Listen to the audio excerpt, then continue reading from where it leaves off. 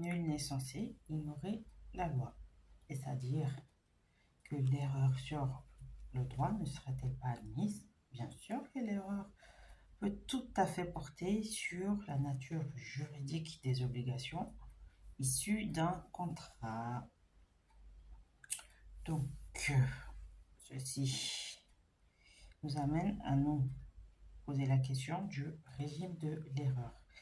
Dans une fois précédente, on avait déjà parlé de la nature de l'erreur. On a vu des cas d'erreur admis par la loi et ceux qui ne le sont pas. Donc, l'erreur, c'est l'un des vices qui peut affecter l'intégrité d'un consentement.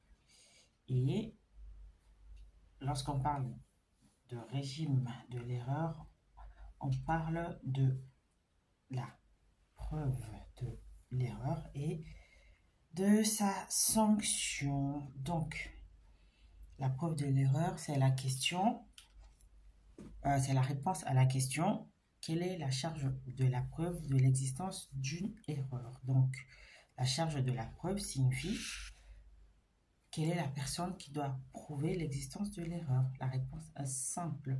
C'est à celui qui invoque une erreur de la prouver. Quel est donc l'objet de la preuve? C'est la question quoi?